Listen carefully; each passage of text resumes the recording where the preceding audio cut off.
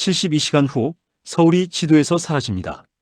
그 사실을 아는 사람은 북한 핵시설 보안 담당자이자 남한 공작원인 저 한 사람뿐이죠. 핵미사일 발사 비밀번호를 훔쳐 두만강과 중국을 뚫고 해커 제로에게 전달해야 합니다. 실패하면 제3차 세계대전, 성공해도 제 이름은 영원히 기록에 남지 않을 겁니다. 지금부터 공식 기록에서는 존재하지 않는 72시간의 전쟁을 들려드리겠습니다. 평양 교외 지하 300m 핵미사일 통제시설 9호 기지의 복도는 언제나 차갑습니다. 형광등 불빛 아래서 제 그림자가 길게 늘어지는 걸 보며 저는 오늘도 리철수로 살아가고 있다는 걸 실감했죠. 10년이라는 시간은 강민준이라는 이름을 거의 잊게 만들기에 충분했습니다. 밤 11시 정기 순찰 시간이었어요. 3층 복도를 지나는데 VIP 회의실 근처 환기구에서 이상한 소음이 들렸습니다. 덜컹거리는 금소금, 그리고 낮게 깔리는 사람 목소리. 보안팀장인 제가 이걸 그냥 지나칠 순 없었죠. 점검용 사다리를 가져와 환기구 덮개를 조심스럽게 열었습니다. 좁은 통로 속으로 몸을 밀어 넣었어요. 먼지가 코끝을 간지렸지만 소리내선 안 됐습니다. 환기구를 기어가는데 회의실에서 새어나오는 불빛이 보였어요. 그쪽으로 조심스럽게 다가가 환기구 격자 틈으로 내려다봤습니다. 회의실 테이블엔 6명의 장성들이 앉아 있었죠. 가운데 앉은 사람은 한성민 장군, 군부에서 가장 위험한 인물로 소문난 남자였습니다. 동무들, 김정은, 동지의 건강이 급속도로 악화되고 있어. 한성민의 목소리는 낮지만 또렷했어요. 후계 구도는 혼란스럽고 지금이 우리가 움직일 때요. 제 심장이 빠르게 뛰기 시작했습니다. 이건 단순한 불만이 아니었어요. 선제 핵공격으로 미국과 남조선을 먼저 타격하면 혼란이 극대화됩니다. 다른 장성이 지도를 펼치며 말했죠. 제3차 세계대전이 시작되면 우리는 그 혼란 속에서 새로운 질서를 만들 수 있어. 저는 숨이 막히는 걸 느꼈습니다. 이들은 수백만 명의 목숨을 담보로 권력을 잡으려 하고 있었어요. 발사는 11월 15일 새벽 4시 72시간 후요. 한성민이 시계를 보며 말했습니다. 모든 준비는 끝났어. 이제 발사 명령만 내리면 돼요. 제 손이 떨렸어요. 환기구 금속이 미세하게 흔들리는 소리가 났습니다. 한성민이 고개를 들었어요. 무슨 소리요? 저는 숨을 멈췄습니다. 심장 소리가 너무 커서 그들이 들을까봐 두려웠죠. 몇 초가 연겁처럼 느껴졌습니다. 환기구 노후화 때문이겠지. 계속합시다. 다른 장성이 말했고 회의가 이어졌어요. 저는 조심스럽게 뒤로 물러나 환기구를 빠져나왔습니다. 복도에 내려서자 다리에 힘이 풀렸어요. 벽에 기대어 거친 숨을 몰아쉬었습니다. 숙소로 돌아가는 길, 제 머릿속은 복잡했어요. 10년간 리철수로 살면서 저는 많은 걸 잊으려 했습니다. 하지만 지금 이 순간 제가 여기 온 진짜 이유가 떠올랐죠. 저는 대한민국 국정원 요원 강민준이었습니다. 숙소 문을 잠그고 책상 서랍 깊숙한 곳을 뒤졌어요. 낡은 공책 사이에 숨겨둔 사진 한 장이 나왔습니다. 젊은 시절 제 모습, 강민준이라고 적힌 신분증 사진이었죠. 10년 만에 다시 보는 제 진짜 얼굴이었습니다. 손가락으로 사진을 쓰다듬으며 저는 결심했어요. 72시간 안에 핵발사 비밀번호를 빼내 탈출해야 한다고. 다음날 아침 7시 저는 평소처럼 군복을 입고 기지로 출근했습니다. 복도를 지나는 동료들에게 인사를 건네며 아무렇지 않은 척했죠. 하지만 제 손은 주머니 속에서 계속 떨리고 있었어요. 오늘 저는 핵발사 비밀번호를 훔쳐야 했습니다. 보안팀 사무실에 도착하자 상관인 박정혁 대좌가 서류를 정리하고 있었어요. 대좌 동무, 보고 드릴 게 있습니다. 저는 최대한 침착한 목소리로 말했죠. 김일성 동지 탄생일 기념 특별 보안 점검을 실시하려 합니다. 박 대좌는 고개를 끄덕이며 서류에 서명했습니다. 수고하시오, 리 동무. 우리 기지 보안은 동무가 있어 든든하오. 승인서를 받아든 순간 사무실 문이 열렸어요. 최상희 소좌가 들어서며 날카로운 눈빛으로 저를 바라봤습니다. 리철수 동무, 요즘 야간 근무가 많던데 몸은 괜찮소? 그의 질문은 겉으로는 배려처럼 들렸지만 실제로는 신문이었죠. 건강합니다. 소좌 동무. 혁명 과업 수행에 문제 없습니다. 저는 똑바로 그의 눈을 보며 대답했어요. 최상위는 제 책상으로 다가와 서류들을 훑어봤습니다. 최근 3일간 행적 보고서를 제출하시오. 제 등에 식은땀이 흘렀어요. 하지만 저는 이미 준비가 되어 있었습니다. 서랍에서 정기 건강검진 기록과 근무 일지를 꺼내 건넸죠. 여기 있습니다. 검진 결과도 양호하고 근무 기록도 이상 없습니다. 최상희는 한참 동안 서류를 들여다봤어요. 그의 손가락이 날짜를 따라 움직이며 뭔가를 찾고 있었습니다. 3일 전 밤 11시 30분, 동무는 어디 있었소? 정확히 제가 환기구에 있었던 시간이었어요. 3층 복도 순찰이었습니다. 순찰 일지에 기록되어 있습니다. 저는 흔들림 없이 대답했죠. 최상희는 마침내 서류를 내려놓았지만 눈빛은 여전히 의심으로 가득했습니다. 조심하시오, 리 동무. 요즘 내부 첩자 색출 작업이 진행 중이요. 오후 2시, 저는 드디어 핵미사일 통제실 앞에 섰습니다. 2명의 경비병이 승인서를 확인하고 문을 열어줬어요. 통제실은 각종 모니터와 서버로 가득 차 있었습니다. 가운데 놓인 주 컴퓨터 앞에 앉자 손이 떨렸어요. 30분, 제게 주어진 시간은 딱 30분이었습니다. 키보드에 손을 올리고 깊게 숨을 들이쉬었죠. 제가 3년 전부터 몰래 심어둔 백도어 프로그램을 실행시켰습니다. 화면에 암호화된 코드들이 빠르게 스크롤되기 시작했어요. 시스템 관리자 권한으로 접속하는 데 성공했습니다. 발사 통제 프로토콜 파일을 열었죠. 그곳에 있었어요. 8자리 발사 비밀번호 GR-8847NK. 이 8개의 문자가 수백만 명의 생명을 좌우할 코드였습니다. 손가락이 떨렸지만 정확하게 USB에 복사했어요. 암호화 프로그램을 실행시켜 이중으로 보안 처리했습니다. USB를 빼내 허리춤에 감춰둔 비밀 주머니에 넣는 순간이었어요. 복도에서 군화 소리가 들렸습니다. 여러 명이 이쪽으로 오고 있었죠. 저는 재빨리 시스템 로그를 조작하기 시작했습니다. 접속 기록을 지우고 정상적인 점검 로그만 남겼어요. 문이 열렸습니다. 최상희 소좌가 2명의 경비병과 함께 들어섰어요. 리철수 동무, 무엇을 하고 있소? 그의 목소리는 차갑고 날카로웠습니다. 저는 모니터를 가리키며 침착하게 대답했죠. 보안 업데이트를 진행 중입니다. 방화벽 점검 결과 이상 없습니다. 최상희는 제 옆으로 다가와 화면을 들여다봤어요. 보고서를 보여주시오. 저는 미리 준비해둔 보고서를 프린터로 출력했습니다. 종이를 건네는 제 손은 전혀 떨리지 않았어요. 하지만 제 심장은 미친 듯이 뛰고 있었습니다. 최상희는 한참 동안 보고서를 읽었습니다. 그리고 천천히 고개를 들어 저를 쳐다봤죠. 리철수 동무, 동무를 믿고 싶소. 하지만 그는 말을 멈추고 제 눈을 응시했습니다. 앞으로 24시간 동안 동무에게 보조 인력을 배치하겠소. 그 말은 곧 24시간 감시를 의미했어요. 저는 고개를 숙이며 대답했습니다. 알겠습니다. 소좌 동무. 당과 수령님께 충성하겠습니다. 최상희가 방을 나간 뒤 저는 허리춤에 USB를 만졌어요. 이제 탈출만 남았습니다. 그날 저녁 8시, 저는 기지 숙소에 홀로 앉아 지도를 펼쳤습니다. 두만강까지의 거리는 약 45km였어요. 국경을 넘는 방법은 단 하나, 부패한 경비대원을 이용하는 것뿐이었습니다. 3년 전 우연히 알게 된 김태수 중사가 떠올랐죠. 그는 밀수로 돈을 벌며 국경 경비를 서는 인물이었어요. 저는 침대 밑에 숨겨둔 비상금 가방을 꺼냈습니다. 중국 위안화로 환산하면 5,000달러, 10년간 모은 전부였죠. 이 돈이면 김태수를 움직일 수 있을 거라 확신했어요. 밤 10시, 저는 창문을 통해 밖을 살폈습니다. 최상희가 배치한 감시 요원이 숙소 앞에서 담배를 피우고 있었어요. 화장실을 간다는 핑계로 밖으로 나왔습니다. 복도를 지나 비상계단으로 향했죠. 지하 주차장까지 내려가는 동안 심장이 터질 듯 뛰었어요.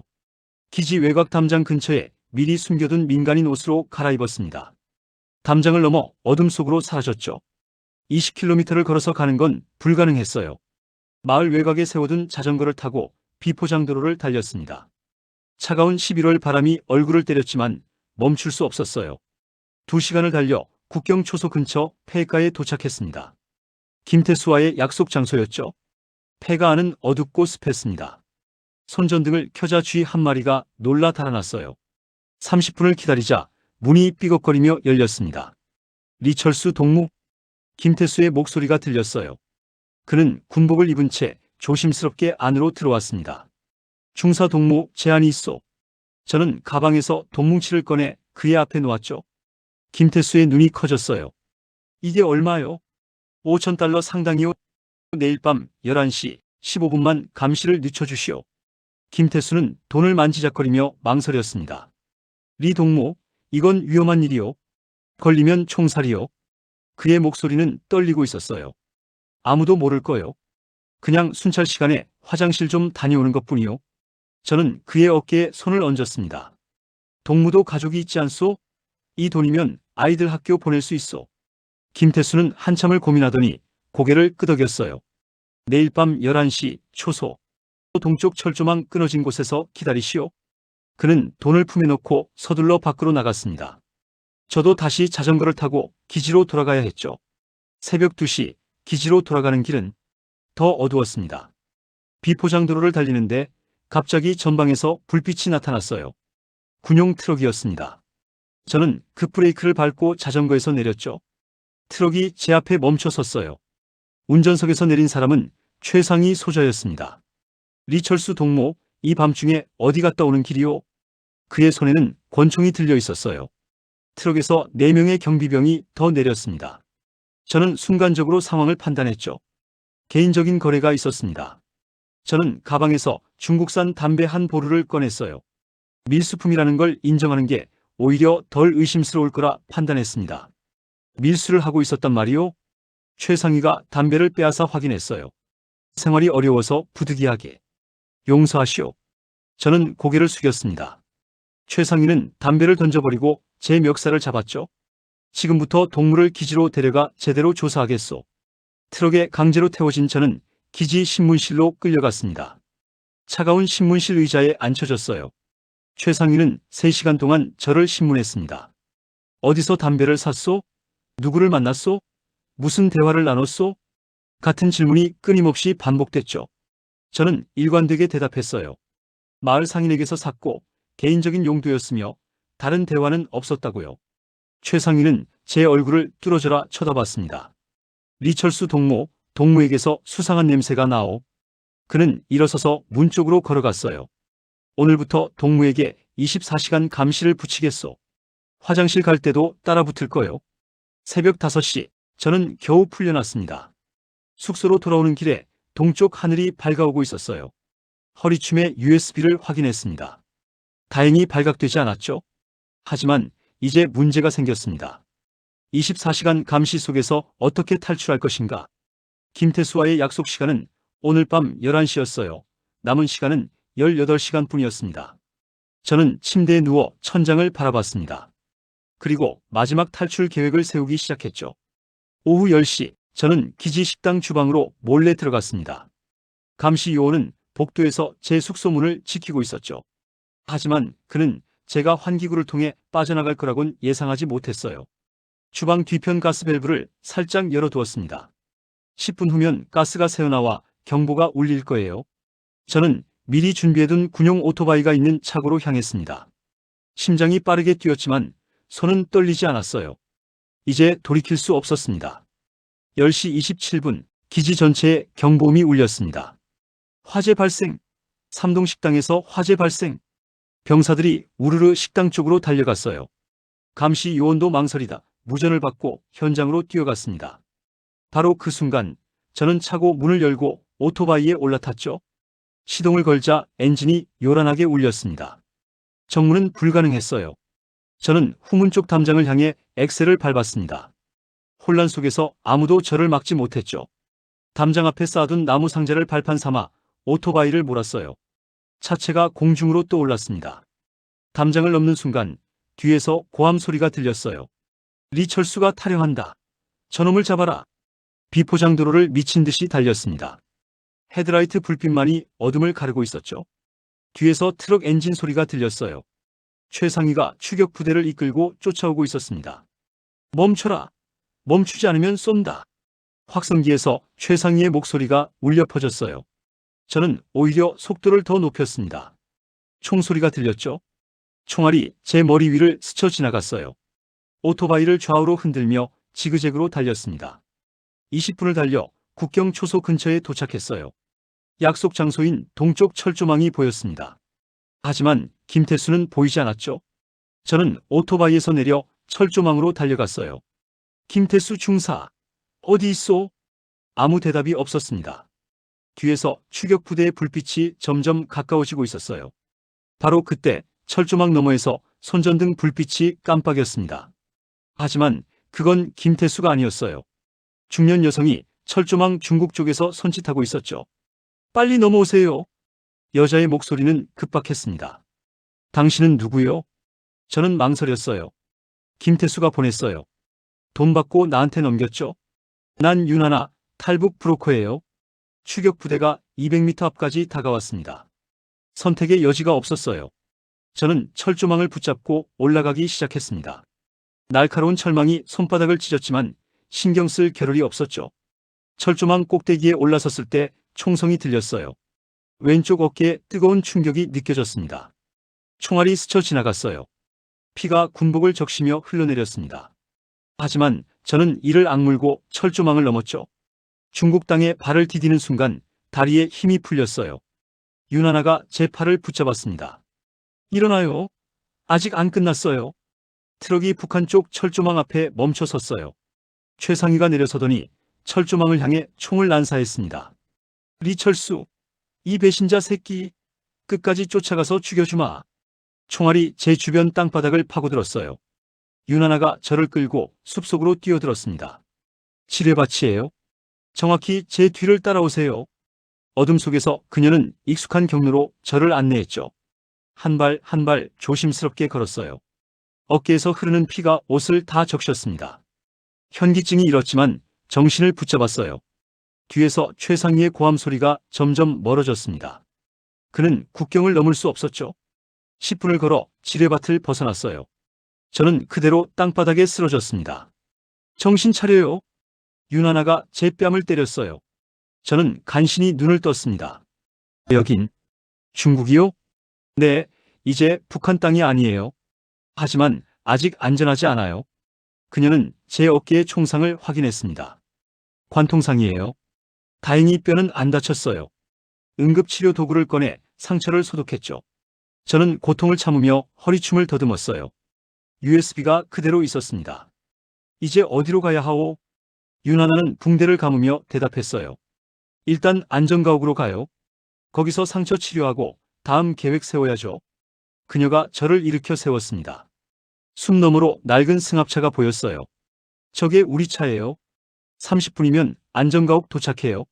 저는 비틀거리며 차를 향해 걸었습니다. 뒤돌아보니 국경 너머로 북한 땅의 불빛이 보였어요. 최상위가 저를 쫓아올 겁니다. 하지만 이제 저는 중국 땅에 있었죠. 첫 번째 관문은 통과했습니다.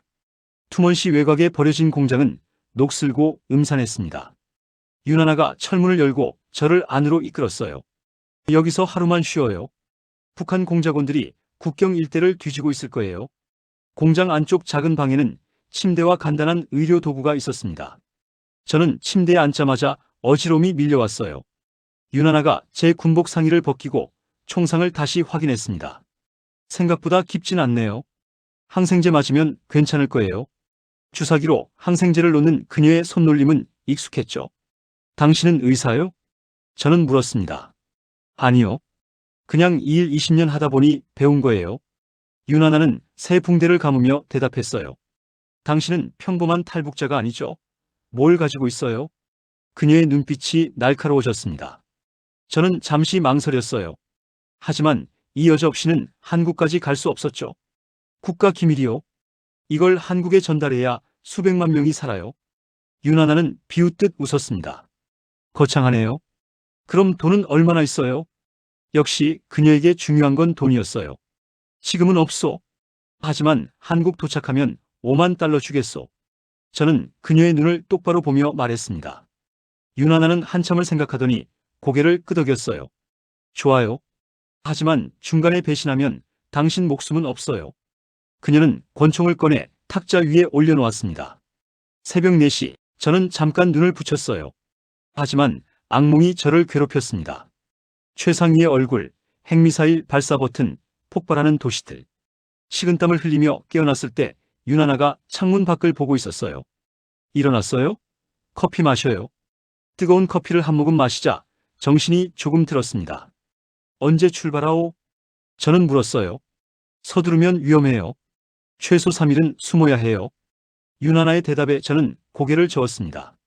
3일은 너무 늦소. 48시간 안에 한국에 도착해야 하오. 미쳤어요? 지금 북한 공작원들이 당신 찾으려고 난리예요.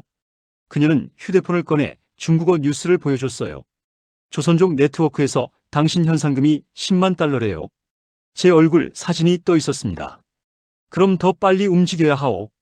저는 일어서려 했지만 어깨 통증에 신음이 나왔어요. 윤하나는 한숨을 쉬며 전화를 걸었습니다. 장회의, 나야. 급한 손님 있어. 베이징까지 데려다 줄 수 있어? 중국어로 빠르게 대화를 나눴죠. 좋아요. 오후 5시에 화물 트럭이 와요. 당신은 냉동 화물칸에 숨어야 해요. 저는 고개를 끄덕였습니다. 그날 오후 낡은 냉동 화물 트럭이 공장 앞에 멈춰 섰어요. 운전사 장회인은 50대 조선족 남자였습니다. 하나 누나가 부탁하면 거절 못하지. 트럭 뒤편 냉동고 문이 열렸어요. 생선 상자들이 가득 쌓여 있었습니다. 저 안에 21마리요? 저는 인상을 찌푸렸어요. 다른 방법 없어요. 검문소 3곳 통과해야 하거든요. 윤하나가 냉동복을 건넸습니다.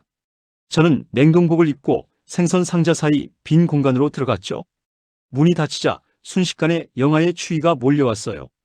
트럭이 출발했습니다. 덜컹거리는 차체와 함께 생선 냄새가 코를 찔렀습니다. 1시간쯤 지났을까요? 트럭이 멈춰 섰어요. 검문이다. 장회의의 목소리가 들렸습니다. 저는 숨을 죽이고 생선 상자 사이에 웅크렸어요. 트럭 문이 열리는 소리가 들렸습니다. 어디 가는 거요? 중국 공안의 목소리였어요. 베이징 수산시장이요. 서류 여기 있어요. 장회의가 대답했습니다. 발소리가 트럭 안으로 들어왔어요. 요즘 탈북자 검문이 강화됐소. 안 열어볼 수 없소. 공안이 냉동고 손잡이를 잡았습니다. 저는 심장이 멈출 것 같았어요. 이 생선들 녹으면 다 버려야 해요. 제발 좀. 장회의가 애원했죠. 닥쳐. 냉동고 문이 열렸습니다. 차가운 공기가 밖으로 새어나갔어요. 공안이 손전등을 비추며 안을 들여다봤습니다. 저는 생선 상자 뒤에 바짝 붙어 숨을 참았어요. 바로 그때 다른 목소리가 들렸습니다. 잠깐, 내가 직접 확인하겠소. 그 억양은 북한식이었어요. 공작원이었습니다. 당신은 누구요? 공안이 물었죠. 북조선 보안 담당이요. 중요한 범죄자를 추적 중이요. 공작원이 냉동고로 다가오는 발소리가 들렸습니다. 그는 생선 상자를 하나씩 열기 시작했어요. 제가 숨은 곳까지 2개 남았습니다. 저는 냉동고 구석에서 얼음 조각을 집어들었어요. 하나 남았습니다. 공작원의 손이 제 바로 앞 상자에 닿는 순간이었습니다. 갑자기 트럭이 요란한 소리를 내며 급발진했어요. 이 새끼가! 공안과 공작원이 비틀거렸습니다. 장회의가 트럭을 몰고 검문소를 돌파한 거예요. 총소리가 들렸고 트럭 뒤편에 총알이 박혔습니다. 저는 냉동고 바닥에 쓰러져 몸을 웅크렸어요. 트럭은 멈추지 않고 계속 달렸습니다. 3시간을 달린 끝에 트럭은 베이징 외곽 폐창고에 멈춰 섰습니다. 냉동고 문이 열렸을 때 저는 거의 얼어붙어 있었어요. 윤하나와 장회의가 저를 끌어내렸습니다. 체온이 너무 떨어졌어요. 빨리 따뜻하게 해야 해요. 윤하나가 담요를 덮어주며 뜨거운 물을 마시게 했어요. 이빨이 덜덜 떨렸지만 저는 USB를 확인했습니다. 다행히 무사했죠? 장회의, 고맙소. 당신 덕분에 살았소. 저는 떨리는 목소리로 말했어요. 장회의는 담배를 피우며 고개를 저었습니다. 하나 누나 아니면 안 했어. 이제 나는 중국에 못 살아. 공안한테 찍혔어. 그는 쓴웃음을 지었어요. 윤하나가 제 옆에 앉았습니다. 이제 한국 가는 방법 2가지예요. 베트남 거쳐 육로로 가거나 경비행기로 바다 건너가거나. 저는 시계를 봤어요. 11월 14일 오후 9시 발사까지 31시간 남았습니다. 비행기로 가야 하오. 육로는 너무 오래 걸려요. 윤하나는 휴대폰을 꺼내 통화를 시작했어요. 러시아어로 대화하는 그녀의 표정이 심각해졌습니다. 이고르라는 러시아 밀수업자예요. 경비행기 있어요. 1시간 후 덩치 큰 러시아인이 창고에 나타났습니다. 이고르는 보드카 냄새를 풍기며 저를 훑어봤어요. 이 친구가 그 유명한 탈북자군. 현상금이 대단한데? 그는 비웃듯 웃었습니다. 한국까지 데려다 주면 10만 달러 주겠소. 저는 그의 눈을 똑바로 보며 말했어요. 이고르는 턱을 쓰다듬으며 생각했습니다. 좋아. 내일 밤 11시 출발이야. 공항 아닌 곳에서. 그는 주소를 적은 종이를 건넸어요. 돈은 한국 도착하면 바로 송금하겠소. 이고르는 고개를 끄덕이고 사라졌습니다. 그날 밤 저는 유나나와 단둘이 창고에 남았어요. 그녀가 소주 한 병을 따라 주었습니다. 당신 대체 뭘 가지고 있는 거예요? 그렇게 급한 이유가 뭐예요? 저는 잠시 망설였지만 말하기로 했어요. 핵미사일 발사 비밀번호요. 북한 급진파가 제3차 세계대전을 일으키려 해요. 유나나의 얼굴이 창백해졌습니다. 세계 대전이요? 발사 예정 시간은 내일 새벽 4시요. 그 전에 이걸 한국에 전달해야 해요. 저는 USB를 꺼내 보여줬습니다. 유나나는 한참 동안 USB를 바라봤어요. 이게 정말이라면? 그녀의 목소리가 떨렸습니다. 수백만 명이 죽을 수도 있다는 거군요. 저는 고개를 끄덕였어요. 유나나는 소주를 단숨에 들이켰습니다. 제 가족도 북한에서 죽었어요. 정치범 수용소에서. 그녀의 눈에 눈물이 고였어요. 그래서 이 일을 시작했죠. 탈북자들을 돕는 게 그들에 대한 복수라고 생각했어요. 저는 그녀의 손을 잡았습니다. 당신 덕분에 많은 사람이 살 수 있을 거요. 다음 날 밤 10시, 우리는 베이징 외곽 비밀 활주로에 도착했어요. 낡은 경비행기 한 대가 서 있었습니다. 이고르가 조종석에서 손짓했어요. 빨리 타. 저와 유나나는 비행기에 올랐습니다. 좁은 객실에는 2개의 좌석밖에 없었어요. 엔진이 굉음을 내며 돌아갔습니다. 비행기가 활주로를 달리기 시작했어요. 바퀴가 땅에서 떨어지는 순간 저는 안도의 한숨을 쉬었습니다. 이제 몇 시간만 버티면 한국이었어요. 30분쯤 지났을까요? 갑자기 엔진에서 이상한 소리가 났습니다. 뭐야? 엔진 이상이다. 이고르가 소리쳤어요. 비행기가 흔들리기 시작했습니다. 비상 착륙해야 해. 계기판의 불빛이 깜빡거렸어요. 저는 창밖을 봤습니다. 아래로 산과 숲이 보였죠. 비행기는 점점 고도를 잃고 있었어요. 어디든 평지만 찾으면 돼. 이고르가 필사적으로 조종관을 잡았습니다. 비행기는 나무 위를 아슬아슬하게 스쳐 지나갔어요. 앞쪽으로 작은 공터가 보였습니다. 붙잡아! 비행기가 땅에 부딪히며 미끄러졌어요. 충격으로 제 머리가 앞좌석에 부딪혔습니다. 비행기가 멈췄을 때 저는 정신을 잃을 뻔했어요. 유나나가 제 팔을 흔들었습니다. 일어나요. 빨리. 저는 간신히 정신을 차렸어요. 비행기 문을 열고 밖으로 나왔습니다. 주변은 산으로 둘러싸인 계곡이었어요. 여긴 어디요? 저는 이고르에게 물었습니다. 이고르는 대답하지 않고 휴대폰을 꺼냈어요. 좌표 전송 완료. 10분이면 도착할 거야. 그의 말투가 달라졌습니다. 저는 순간 깨달았어요. 당신, 처음부터 계획한 거였군요. 이고르가 권총을 꺼내 저를 겨눴습니다. 미안하지만 현상금이 10만 달러거든. 북한 친구들이 더 좋은 값을 쳐줬어. 유나나가 제 앞을 가로막았어요. 이고르, 당신 미쳤어? 비켜 하나. 너까지 죽이긴 싫어. 멀리서 차량 소리가 들렸습니다. 무장 병력이 다가오고 있었어요. 유나나는 재빨리 허리춤에서 수류탄을 꺼냈습니다. 민준 씨, 뛰어요. 그녀가 안전핀을 뽑으며 소리쳤어요. 저는 본능적으로 숲속으로 뛰어들었습니다. 폭발음이 계곡을 뒤흔들었어요. 뒤를 돌아보니 연기가 피어오르고 있었습니다. 하나. 저는 소리쳤지만 대답이 없었어요. 총성이 울렸고 총알이 나무를 스쳤습니다. 북한 공작원들이 저를 향해 달려오고 있었어요. 저는 이를 악물고 계속 달렸습니다. 유나나의 희생을 헛되게 할 수 없었죠. 어둠 속에서 계곡 아래로 물소리가 들렸어요. 강이 있었습니다. 저는 그쪽을 향해 미친 듯이 달렸습니다. 강물에 뛰어든 순간 차가운 충격이 온몸을 관통했습니다. 급류에 휩쓸리며 저는 필사적으로 물장구를 쳤어요. 총알이 수면을 때리며 물보라를 일으켰습니다. 하지만 어둠과 물살이 저를 보호해줬죠. 1시간을 떠내려간 끝에 강둑에 기어올랐어요. 온몸이 얼어붙을 것 같았습니다. GPS로 위치를 확인하니 북한 영해에서 50km 떨어진 곳이었어요. 근처 어촌 마을이 보였습니다. 저는 비틀거리며 마을로 들어갔어요. 작은 어선 한 척이 부두에 묶여 있었습니다. 어선에 올라 시동을 걸었어요. 엔진이 덜컹거리며 작동했습니다. 밧줄을 풀고 바다로 나갔죠. 나침반을 보며 남쪽을 향해 배를 몰았어요. 11월 15일 새벽 1시, 발사까지 3시간 남았습니다. 파도가 작은 어선을 흔들었지만 멈출 수 없었어요. 12시간을 항해한 끝에 멀리 불빛이 보였습니다. 인천 앞바다였어요. 저는 조명탄을 쏘아 올렸습니다. 30분 후 해경 고속정이 다가왔어요. 배를 정지하고 손을 들어. 확성기에서 한국말이 들렸습니다. 저는 두 손을 들고 갑판에 섰어요. 저는 대한민국 국정원 요원 강민준입니다. 해경대원들이 어선에 올라왔습니다. 신분을 증명할 수 있나? 저는 젖은 주머니를 뒤져 남한 신분증을 꺼냈어요. 10년 전 사진이 박힌 신분증이었습니다.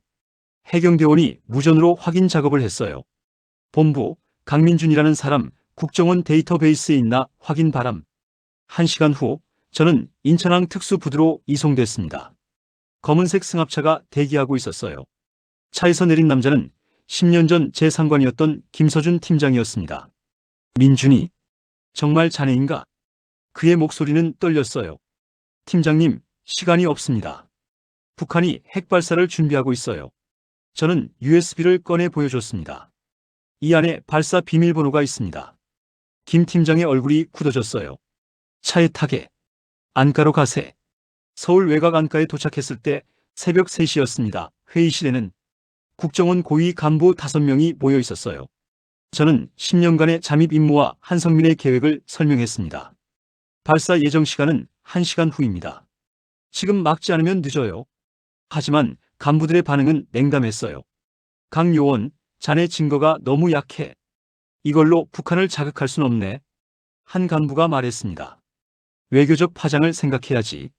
자칫하면 전쟁 빌미가 될 수 있어. 저는 주먹을 쥐었어요. 지금 전쟁을 막으려는 겁니다. 핵미사일이 발사되면 그게 진짜 전쟁이에요. 제 목소리가 높아졌습니다. 진정하게, 강 요원. 우린 신중해야 해. 김 팀장이 제 어깨를 잡았어요. 저는 그의 손을 뿌리쳤습니다. 10년을 기다린 게 이거였습니까? 사람들이 죽는 걸 보고만 있자는 겁니까? 회의실이 조용해졌어요. 저는 USB를 집어들고 밖으로 나갔습니다. 강민준, 어디 가는 거야? 김 팀장이 소리쳤지만 저는 돌아보지 않았어요. 안가를 빠져나와 택시를 잡았습니다. 서울 외곽, 구로구 쪽으로 가주세요. 기사가 이상하게 쳐다봤지만 출발했어요. 저는 10년 전 기억을 더듬었습니다. 박지연 해커 제로. 그녀가 살던 곳은 폐건물이 많은 구로 공단 지역이었어요. 30분을 달려 낡은 5층 건물 앞에 도착했습니다. 3층 창문에서 희미한 불빛이 새어나왔어요. 계단을 올라가 녹슨 철문을 두드렸습니다. 지연, 박지연, 나야, 강민준. 문이 열렸어요. 10년 전보다 더 야윈 얼굴의 여자가 서 있었습니다. 민준, 오빠? 그녀의 목소리는 믿을 수 없다는 듯 했어요. 들어와. 빨리. 지연의 작업실은 컴퓨터와 모니터로 가득했습니다. 10년 만이네. 죽은 줄 알았어. 그녀는 담배에 불을 붙이며 말했어요. 설명할 시간 없어. 북한 핵시설 네트워크 해킹할 수 있어? 지연은 담배 연기를 내뿜으며 저를 쳐다봤습니다. 무슨 소리야? 저는 USB를 건넸어요. 이 안에 발사 비밀번호가 있어. 50분 후면 핵미사일이 발사돼. 지연의 얼굴이 창백해졌습니다. 미쳤어? 북한 핵시설은 폐쇄망이야. 해킹이 불가능해. 비밀번호로 관리자 권한 접속하면 돼. 내부 백도어도 있어. 저는 그녀의 어깨를 잡았어요. 지연아, 너만 할 수 있어. 제발. 지연은 한참을 망설이다 의자에 앉았습니다. 10년 전 작전처럼 또 실패하면 이번엔 달라. 내가 책임질게. 지연은 키보드를 두드리기 시작했어요. 6개의 모니터에 코드가 빠르게 흘러갔습니다. 북한 군사망 외부 노드 찾는 중. 있다. 그녀의 손놀림이 빨라졌어요. 비밀번호 입력. 관리자 권한 획득. 내부 백도어 접속 중. 모니터에 북한 핵시설 통제 시스템이 나타났습니다. 들어왔어. 하지만 다중 보안 프로토콜이 있어. 풀어야 해. 새벽 3시 40분, 20분 남았어요. 바로 그때 창문이 박살났습니다. 유리 파편이 사방으로 튀었어요. 움직이지 마. 복면을 쓴 남자들이 방 안으로 뛰어들었습니다. 북한 공작원들이었어요. 저는 지연을 밀어내고 앞으로 나섰습니다. 지연, 계속해. 공작원 한 명이 총을 쏘았어요. 저는 책상을 엎어 방패 삼았습니다. 총알이 책상을 뚫고 들어왔지만 막아냈어요. 지연은 바닥에 엎드린 채 노트북으로 작업을 계속했습니다. 첫 번째 보안 프로토콜 해제. 공작원 2명이 더 들어왔어요. 저는 책상 서랍에서 지연의 권총을 꺼냈습니다. 방아쇠를 당겼어요. 한 명이 쓰러졌습니다. 나머지 공작원들이 흩어져 엄폐했어요. 총격전이 좁은 방 안에서 벌어졌습니다. 두 번째 프로토콜 해제. 지연이 소리쳤어요. 문이 다시 열리며 익숙한 얼굴이 나타났습니다. 최상희 소자였어요. 리철수, 아니 강민준. 드디어 만났군. 그는 천천히 방 안으로 걸어 들어왔습니다. 자네 때문에 여기까지 왔네. 수고했어. 최상희가 총을 겨눴어요. 저도 그를 겨냥했습니다. 끝났어, 최 소자. 당신네 계획은 실패했어. 아직 15분 남았는데? 최상희가 비웃었어요. 바로 그 순간 지연이 엔터키를 쳤습니다. 마지막 프로토콜 해제. 발사 시스템 제어권 확보. 모니터에 발사 카운트다운이 나타났어요. 지연의 손가락이 키보드 위에서 춤을 췄습니다. 비밀번호 입력. 발사 명령 취소 중. 최상희가 총을 쏘려는 순간이었어요. 문이 박살나며 국정원 특수팀이 돌입했습니다. 손들어. 다 잡아. 최상희는 순간 망설였고 그 틈에 제압당했어요. 지연이 마지막 명령어를 입력했습니다. 발사 시스템 완전 잠금. 끝났어. 모니터의 카운트다운이 멈췄어요. 새벽 3시 58분, 2분을 남기고 막아낸 거였습니다. 11월 15일 새벽 4시 북한 핵미사일 통제시설 9호 기지에서는 혼란이 벌어지고 있었습니다. 한성민 장군이 발사 버튼을 눌렀지만 아무 반응이 없었어요. 왜 안 되는 거야? 시스템을 확인해. 기술자들이 급히 컴퓨터를 점검했지만 모든 권한이 잠겨 있었죠. 화면에는 단 한 줄의 메시지만 떠 있었습니다. 접근 거부. 시스템 연구 잠금. 한성민의 얼굴이 창백해졌어요. 누가 감히? 바로 그때 기지 밖에서 총성이 들렸습니다. 김정은의 경호부대가 기지를 포위한 거였어요. 반란은 그렇게 끝났습니다. 한성민과 급진파 장성 5명은 모두 체포됐어요. 그들의 쿠데타 계획은 발각됐고 핵발사는 막아졌죠. 저는 그 소식을 서울의 병원 침대에서 들었습니다. 왼쪽 어깨와 오른쪽 다리에 붕대가 감겨 있었어요. 총상과 동상, 그리고 과로로 일주일간 입원 치료를 받았습니다. 창밖으로 서울의 아침 풍경이 보였어요. 평화로웠습니다. 사람들은 출근길에 바쁘게 움직이고 아이들은 등교하고 있었죠. 아무도 몇 시간 전 세계가 멸망 직전이었다는 걸 몰랐어요. 병실 문이 열렸습니다. 박지현이 커피 2잔을 들고 들어왔어요. 일어났어? 오늘 퇴원이지? 그녀는 예전보다 표정이 밝아 보였습니다. 응. 드디어 나갈 수 있어. 저는 침대에서 일어나 커피를 받았어요. 정부에서 연락 왔어. 공식적으론 이 사건 극비 처리래. 지연이 창밖을 보며 말했습니다. 예상했어. 외교 문제 되니까. 저는 쓴웃음을 지었어요. 하지만 비공식적으론 내 공로 인정한대. 훈장도 줄 거래. 지연이 제 어깨를 툭 쳤어요. 훈장은 필요 없어. 그냥 끝났다는 게 중요해. 저는 커피를 한 모금 마셨습니다. 윤하나는? 지연의 표정이 어두워졌어요. 중국 공안이 현장에서 시신 한 구 발견했대. DNA 확인 결과. 그녀는 말을 잇지 못했습니다. 저는 고개를 숙였어요. 윤하나가 없었다면 저는 여기 없었을 겁니다. 그 여자 마지막까지 널 지켰어. 지연이 제 손을 잡았어요. 알아. 평생 기억할 거야. 침묵이 흘렀습니다. 창밖으로 햇살이 들어왔어요. 민준 오빠, 이제 뭐 할 거야? 지연이 물었습니다. 모르겠어. 10년 동안 리철수로 살았는데 이제 강민준으로 돌아가는 게 낯설어. 저는 자신의 손을 바라봤어요. 적응하는 데 시간 걸릴 거야. 나도 도와줄게. 지연이 미소 지었습니다. 퇴원 수속을 마치고 병원을 나섰어요. 김서준 팀장이 차를 대기시켜 놓았습니다. 민준이 수고 많았네. 자네 덕분에 큰일 막았어. 그는 악수를 청했어요. 팀장님도 결국 도와주셨잖아요. 특수팀 보내주셔서 감사합니다. 당연한 거지. 자네가 옳았어. 김 팀장은 봉투 하나를 건넸습니다. 새 신분증이야. 이제 다시 강민준으로 살게. 봉투를 열자 제 사진이 박힌 주민등록증이 나왔어요. 10년 만에 되찾은 진짜 이름이었습니다. 일주일 후 저는 지연과 함께 한강공원 벤치에 앉아 있었습니다. 11월에 찬 바람이 불었지만 상쾌했어요. 강 너머로 서울 스카이라인이 보였습니다. 저 사람들은 모르겠지. 며칠 전 무슨 일이 있었는지. 지연이 말했어요. 그래도 괜찮아. 모르는 게 행복일 수도 있어.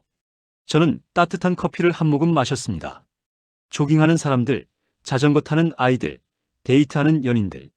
모두가 평범한 일상을 살고 있었어요. 민준 오빠, 후회 안 해? 지연이 물었습니다. 뭘? 10년을 북한에서 보낸 것. 그 시간들. 저는 잠시 생각했어요. 리철수로 살았던 10년 외롭고 고통스러웠던 시간들. 하지만 그 시간이 있었기에 수백만 명의 목숨을 구할 수 있었죠.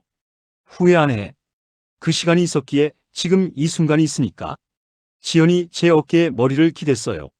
그래, 넌 영웅이야. 아무도 모르는 영웅.